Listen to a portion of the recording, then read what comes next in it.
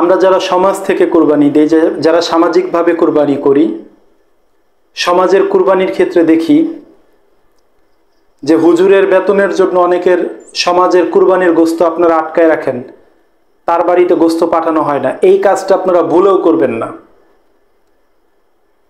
দেখা যায় সমাজ থেকে মসজিদে ইমাম রাখা হয়, তার পুরো বছরের যে বেতন, এই বেতনটা আপনার কুরবানির সময় আদায় করার একটা প্রবণতা আছে আমাদের সমাজে। এই বেতনটা আপনারা কুরবানির সময় আদায় করবেন না।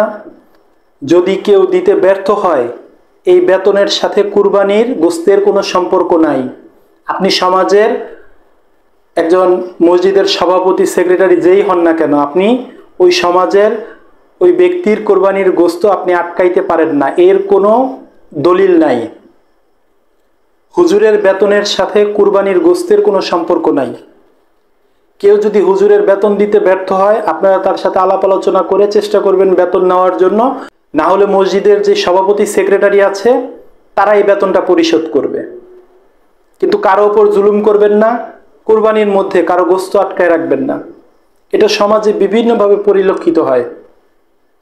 সমাজে একটা ব্যক্তি দিনমজুর, আপনি বাৎসরিক তার চাঁদা ধরছেন 2000 টাকা, সে 2000 টাকায় একবারে দিতে পারছে না, সে 500 টাকা দিচ্ছে, আপনাকে 500 টাকাই গ্রহণ করতে হবে। বাকি 1500 টাকা সভাপতি, সেক্রেটারি পকেট থেকে ভরে দিবেন।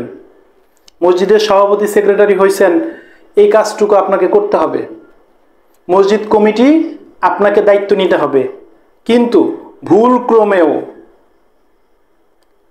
এই বাকি টাকার জন্য তার কুরবানির ভাগের যেই অংশ, সমাজের থেকে যে ভাগ সে পাবে, এই গোশত আটকানো যাবে না। এই ভুল আপনারা করবেন না। এবং যে মসজিদগুলোতে হুজুররা থাকেন, এখন বর্তমান সমাজের যে মোল্লারা থাকেন, যে সমস্ত আলেম সাহেবরা থাকেন, তাদেরকে আমি বলতে চাই, আপনারা এই জিনিসটা সমাজের মধ্যে ক্লিয়ার করবেন যে আপনাদের বেতনের সাথে সমাজের গোশতের কোনো সম্পর্ক নাই। কেউ যদি আপনাদের বেতন দিতে ব্যর্থ হয়, মসজিদ কমিটি থেকে বেতন দিয়ে দিবে, কিন্তু এইখানে গোশত আটকানোর কোনো বৈধতা নাই। দয়া করে এটা করবেন না। সমাজের যেই অংশ আপনারা কুরবানি দেওয়ার যে ব্যক্তির কাছ থেকে আপনারা সমাজের যেই অংশ, যে গোশতটা রেখে দেন, এটা সমানভাবে সমাজের প্রত্যেকের মাঝে বন্টন